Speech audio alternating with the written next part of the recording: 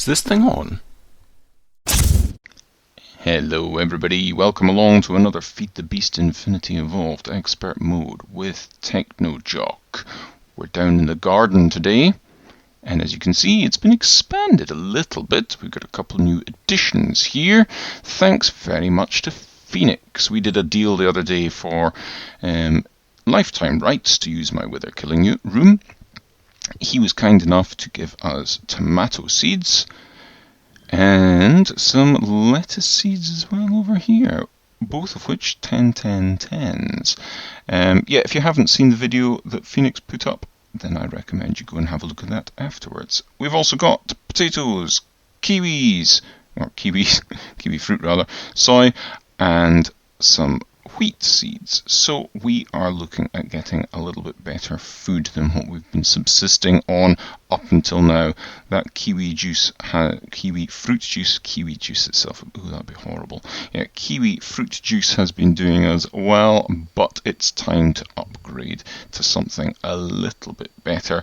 And to do that, we're going to need a little bit of automation. Not fully automated, that's beyond our means just now, but with some of these things over here, oh yes, fancy machines, we're going to be getting ourselves delighted meals from Pam's Harvest Craft. Oh yeah. So these things are fairly complicated. We need some sort of smoothie, which requires a juicer, and some sort of fruit and snowballs. So we've got the kiwi fruit for that. We need fries, which requires potatoes, salt and bakeware. And the deluxe cheeseburgers require a cheeseburger, tomato and lettuce. So that's what we needed that from Phoenix for. And then the burgers and blah, blah, blah, blah, blah. We need firm tofu for that because we're not using the raw beef. We are using the tofu. Just like in real life I can't do magic and stuff like that, in real life I also would not settle for tofu in my burger. No, real beef, thank you very much. So we've got this other automation stuff here. We've got the cyclic assembler here, which is taking milk from the barrel above it, the pot and salt, which we don't have in there at the moment, to make the cheese, which is fed into the crafter here. We'll cover the crafter in a moment. We've got the presser, which we take our soybeans and feed into the top, and a little bit of automation there means the soy milk comes out and it goes all the way through and goes back into the item hopper and then is fed through and then goes through again as the silken tofu, and only the firm tofu is allowed to go through that filtered item duct and go in here. And as you can see, we've got the recipes for each of the constituent bits in there. And that's kind of how we do that. The crafter itself is it's pretty easy to make in a way. You just need a machine frame from the RF tools, but it does need a resonant machine frame.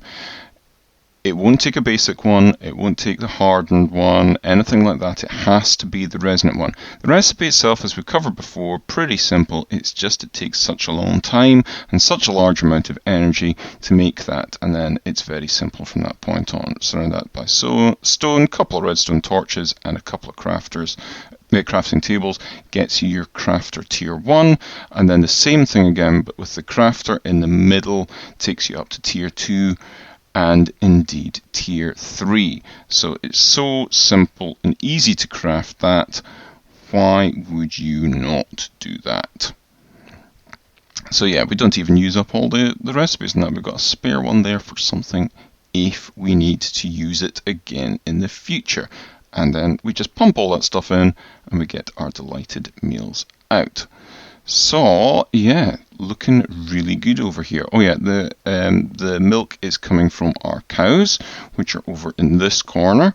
No particular reason why I put them way over here, but there's Maisie and Daisy. Hello girls, how are you?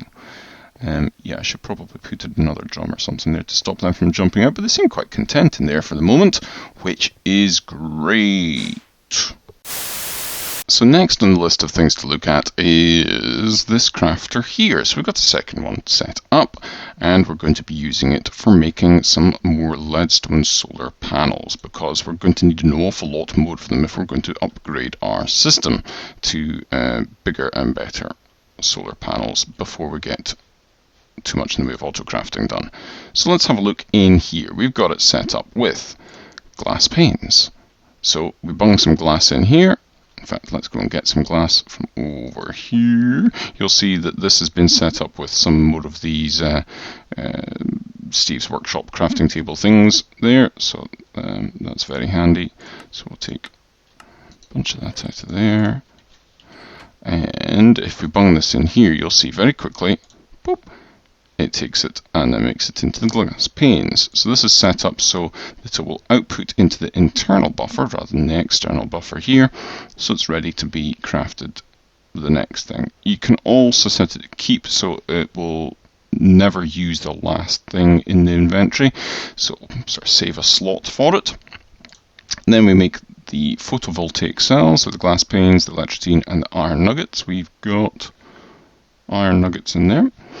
Then it will take the leadstone solar core, which is iron and lead around it, which it's already made a bunch of, and then finally makes the solar core itself. So what is it missing? Oh, it can't make the photovoltaic cells because it's missing, it's got electrotine, and it's got glass panes. It's only got one iron nugget, that's what it is. So if I go and grab a thing of iron nuggets, like that, put them in here, it should, there we go, it did it so quickly I didn't even notice. It's gone and made some more of the photovoltaic cells, and it's out of redstone now. If I put the redstone in, it's going to make more of the leadstone solar panels, and there we go. It's so quick I didn't see it. How good is that? So yeah, we need to build up an awful lot more of these. I do have a hardened solar core here. Let's take 8 of those, and we can come over here, and we can go around like that and make another one of those hardened solar panels. But 8 of those to make one of those, it's going to take a very, very long time before we can upgrade stuff there. On to the next thing. Just over here, picking up my intricate circuit boards, cooked up a good few of them to finish off crafting the next thing that we are doing. In here, we've got all the rest of the stuff that we need. Just need 8 more of these to go in there and finish off making the basic capacitors to make our advanced circuits. 8 of. And then these go around this like that to get us not 1, but 2 teleporters to make not 1, but 2 Tesseract frames, because 1 Tesseract is barely a Tesseract at all. And over here, if we take a toddle over, we already have the resonant ender in our tank there, cooked up earlier on, and we can put it into the frames. So yeah, we're going to be making a couple of Tesseracts so we can link our ender quarry back to the base to get all the items sent back here, and indeed to get the energy from the base out to the ender quarry itself. So there's 1 Tesseract frame all sorted out. Just take a second for the other one. Fortunately, the recipe to turn the full frame into the full Tesseract has not changed from the standard one. It's still just 4 bronze ingots and 4 silver ingots, which I already have set up over here. No, not here, here. There we go. So take those 2, and there we go. 1 Tesseract, and we don't stack, and 2 Tesseracts. Hurrah! So where to put these? I've kind of got 2 choices. I can put it on here, and that would give me the power. But then I've kind of got to pipe the items over to the machines, or do I take it over and put it next to the machines? I could just run the wires up from the end of this, but maybe I'm going to be limited then because that's only MV wire. It's not going to be too handy. No, I think we'll put it back over here and we'll do something about piping the stuff actually over to that. We'll get rid of a couple of things here, don't need them anymore. I'll keep that on me for the moment, and yeah, we'll put that away as well. And we'll head on over to the actual quarry itself. Oh, and it's raining. Of course it's raining, it's always raining. So yeah, we need to take away some of this stuff here. So we'll grab Dolly to pick up the chest so we don't end up spilling everything everywhere, and put that away so we don't get the slowness debuff. And we need that there as well. And if we pick up that, perfect, nice one, excellent. Pop that away, get rid of the slowness for that. And now we just need to put our Tesseract on the top. And well, I should have probably set the other channel up, but we'll just pop that there. That's not how you do that. And set an actual channel for it. Put it to that, that'll be fine. Don't care about a redstone signal on it, but we do need to do items sending only. Not doing anything with liquids, can turn that off, and that's right, that's receive only for energy. That's pretty much set up. Back to base, and we'll get the other bit done over here. So, yeah, we'll grab our, not that one, the diamond chest out for the moment, and we'll just output into the chest itself as it was before. And I can't open it. Yeah, let's shift it around, I think. Oh, we can put it around the other side and it'll be fine there with the wires, that'll be okay. So yeah, plenty of room in that. And we'll see if we set this one up. Configuration, we are receiving, yep, don't care again about liquids. And we want to, no, we want to send. Send only, there we go. And again, turn off that. And that, if we actually turn it on, there we go, that should be doing stuff, and it is. There's cobblestone coming through. Is there more stuff coming through? Oh, it is draining, so it's doing something. It's maybe filling up the buffer, of course. Oh yeah, there we go, there's a bunch of cobblestone and other stuff coming through, so that is working. We have our Ender Quarry all set up with remote power and getting stuff through. So now we need to hook that compacting drawer back up, and we need to worry about getting the other stuff put into the storage system and ores and things put through our machines. Excellent, very happy. So stage 2 for getting our automation done. I have made some of these item transport pipes and hooked them on at the bottom here. This routed interface pipe acts as a junction pipe as well, so that's fine, didn't need to put anything on extra there. And if we take a toddle over here, we're wanting to go over, yeah, we've got this item transport pipe all the way over, and plenty of penguins down here as well. I don't see why they're all coming under here, but they are. Yeah, so we're going to come underneath here, and actually I think we'll probably need that first, because we want to come up and under here, and these need to be reset a little bit, because we'll be coming in at the back and out at the bottom of both of these. In at the back, out at the bottom, like that. And we'll be doing like that and like that with these hoppers. gonna get that. So we can disconnect that because I think that's probably, no, we're okay there. Yeah, thought so. You gotta watch that. Oh, no, I didn't mean to do that. Never mind. Ah, well, doesn't matter. I can't put that in there either. Doesn't matter. Right, okay, let's carry on with this. So, yeah, the reason I want the hoppers there is I want a little bit of a buffer.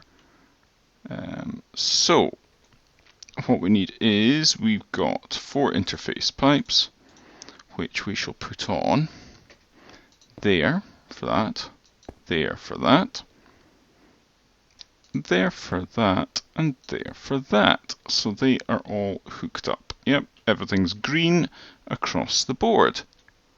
Excellent. Now, actually no, I'll just connect it up. There we go. So it says green, we are good.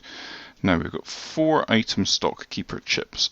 The important thing to do with these is the stock keeper chips match. No, that's stock empty.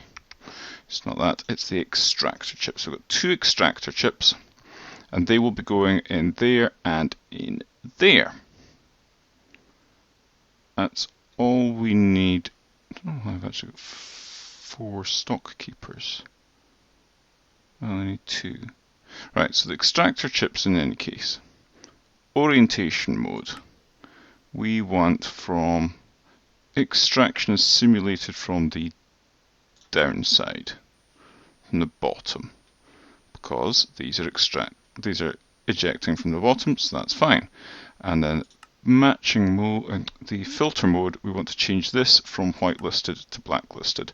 That is generally your first port of call if you've got any problems with one of these Project Red transportation pipe systems, is check your cards to make sure they've been shifted onto blacklist. Because, let's go through this. If you whitelist nothing, then nothing is allowed through. If you blacklist nothing, then everything's allowed through, and that's normally your default. So let's put 1 in there and 1 in there, and you'll see that iron that was in our redstone furnace is being wheeked along. It's extracted out as if it were being extracted out of our chest over there on the right, on the left rather, and it will be being put into our storage system. So that's great. Perfect. Anything we put into one of these, all the pulverized stuff will come out. Let's just put a bit of charcoal in there and you'll see this will go out there and yep, straight away out the bottom. Done. Good. Excellent. Now for the stock keeper chips. We want, whoa, that's full of stuff, and we found another mine by the looks of things. So things we want iron ore, we want silver ore, we do want copper ore as well, and tin ore, definitely gold ore, all to go into this system. Yellowite as well, why don't we? We've got space for 9 because it's a 3x3 grid for this filter. That's silver, yeah, that's fine. Have we got any in the system at the moment? Let's have a look and see what we've got in terms of ores. Oh yeah, ferrous ore, we want to keep in there lead ore. Yep, silver. I'll get some more of that out.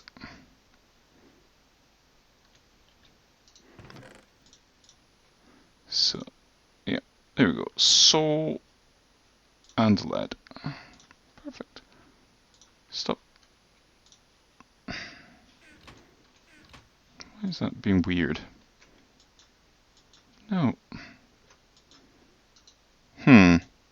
Something weird happening. I got a sticky key, it had been stuck on or something. Weird.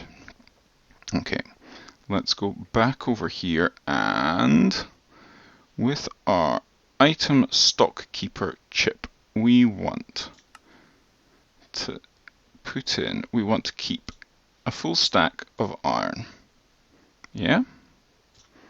We want a full stack of copper. And if we go all the way up, a full stack of gold. So basically what's going to happen is this thing will attempt to keep all of these. If it finds any of the system, it's all going to be routed over towards this hopper. We want and it will be this stock keeper chip we're going to put onto our pulverizer. So obviously all the stuff will be put into the hopper, feed into the pulverizer, and then be pulverized. And we'll do this, and we'll put this one up to 64 as well. Bit of mental clicking. And there we go, right? And now this one's set to refill when items are empty. I think I will put it to refill when items are missing. Yeah. And then I will put this one in this. And let's see what happens. It's made a request, and here comes something now. Here comes a bunch of somethings now. Whee! And it goes in there, right? And because the thing is, the reason I want this is because it would requested all of those anyway. Now, obviously, this has got 5 slots in it, so we can quite happily keep up with things like that. But had it just been the stock keeper chip on the pulverizer itself, the silver and the yellowite wouldn't have been able to go in, and it would have bounced back, and it would have just been a lag fest. As it is, this is happily going in there, and as you can see, as it pulverizes, it is putting the pulverized ore back out. So if we go back over here and have a look at iron, we'll see we've got pulverized iron ore there. So what we need to do now, actually let's just get that iron. Let's go pulver. So we've got a bunch of stuff in here actually that we can get rid of. So let's get all that. Pulverized gold as well, yeah, we'll get some of that. And copper. And tin. And silver. And lead. The ferrous we will do separately because that's normally not going to be in there. Oh no, you would get pulverized ferrous because sometimes it's a secondary from the iron, isn't it? We'll worry about that in a bit. And let's put all the ores that we have back in there, and they will get sucked through and dealt with by the system. So let's take one of these. We'll just configure the one, because you can configure them in a big bulk batch. So we can go pulverized iron. Let's get up to 64 of this, so up to a full stack. Like that. Silver, tin, copper, gold, and lead. And the yellowite should be in there as well somewhere. But just as a proof of concept, we'll tidy this up in a little bit, and we'll have all the stuff covered. And if we go along and put this in here, and let's watch. Now yes, the pulverized stuff is coming out of here and all the way back there, and then coming all the way back here to go into this redstone furnace, which isn't ideal, I will grant you, but it is better than nothing at this point. Okay, so we did have some stuff bounce back because there wasn't quite enough room in here, but there will be in a moment because this thing is quite happily firing through these iron ingots as quickly as it can feed this stuff in, and then it will request something else and it'll fill up that slot. And once this is done with the iron, it'll start feeding in whatever is next. I think that's pretty good. We're firing through a lot of this ore just now. Yeah, it's picking up some more irons, that's fine. That's one thing. The iron will be the first thing that is pulled into both. So kind of. Oh, no, we're good now. Yeah, because the iron's going to start filling up that again and again and again. But we're onto the silver now, so it shouldn't be too bad. And in any case, our quarry's not pulling in the stuff that quickly that it's going to get backlogged. I mean, it's pulling in a lot of stuff quickly. And we need to start getting this stuff put into our sorting system automatically anyway. But I think that's not too bad. I'm going to continue to work on this and we'll see how good we can get this. But I'm quite happy with that at the moment, and I think our energy system is still keeping up with things. How are we doing? Yeah, that has been, yeah, it's still filling up. That's empty, but this is filling up, so yeah, I think we're reasonably good at the moment. I think that's not too bad for the moment. Okay, folks, so it's it's that time, I think, unfortunately. So if you've enjoyed the episode, if you've learned something, please do leave a like so other people can find it and hopefully enjoy it and learn something too. If you haven't already, maybe think about subscribing, and certainly check out everybody else that's on the Seasoned Gamers as well. Have a look in my featured channels, you find them there. But for the moment, it's a bye-bye, and have a funs from me.